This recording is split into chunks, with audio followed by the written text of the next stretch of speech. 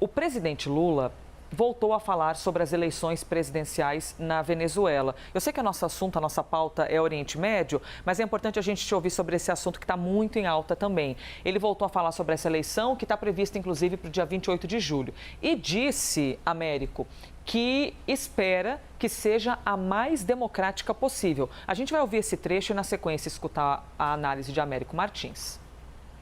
Espero que as eleições sejam as mais democráticas possíveis e, segundo o presidente Maduro me disse na reunião em São Vicente Granadina, ele vai convocar todos os olheiros do mundo que quiser assistir o processo eleitoral na Venezuela. Acho que a comunidade internacional certamente tem todo interesse em acompanhar para saber se vai ser a mais democrática eleição da Venezuela. E eu espero que seja, porque acho que a Venezuela precisa disso, acho que o Maduro precisa disso e acho que a humanidade precisa disso. Agora, a gente não pode já começar a jogar dúvida antes das eleições acontecerem. Então, a fala de Luiz Inácio Lula da Silva, e ao comentar essas eleições na Venezuela, Lula disse que, quando foi impedido de concorrer à presidência no Brasil, lá em 2018, ao invés de ficar chorando, ele indicou um outro candidato. A principal opositora de Maduro é a Maria Corina Machado, que foi barrada de concorrer pela justiça do país. Vamos ouvir. Primeiro, eu não fiz uma ligação entre a situação da Venezuela e do Brasil. Eu só disse a vocês que houve aqui nesse país, eu fui impedido de concorrer às eleições de 2018. Ao invés de ficar chorando, eu indiquei um outro candidato e disputou as eleições. E essa fala dita por Lula, Américo Martins, provocou uma reação da própria Maria Corina, que acusou o presidente brasileiro de validar os abusos que Maduro comete para se manter no poder.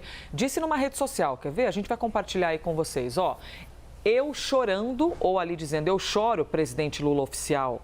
Você está dizendo isso porque eu sou mulher?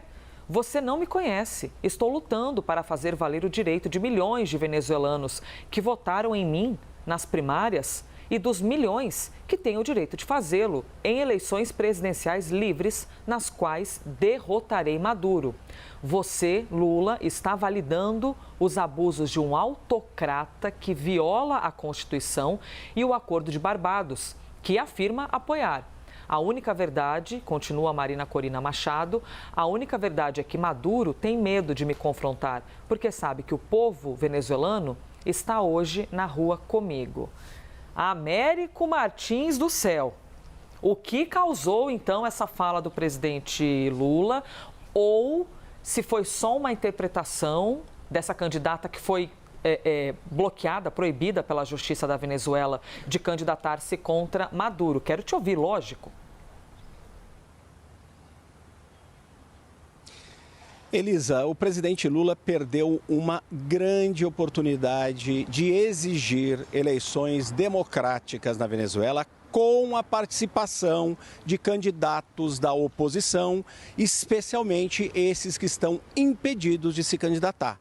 Porque é muito bonito o Maduro dizer que vai permitir que alguns candidatos da oposição sejam candidatos, mas essa é uma oposição consentida. As eleições, para serem livres, justas e completamente democráticas, exigem a participação de vários partidos políticos diferentes, inclusive da senhora Maria Corina Machado, que neste momento é a líder da oposição e venceu uma primária, uma prévia dessa oposição. Vamos destrinchar um pouquinho o que o presidente disse. Primeiro, ele reconheceu que é um avanço, e é mesmo, o governo do Maduro ter aceitado uma data para as eleições, dia 28 de julho. Então, isso é um fato positivo.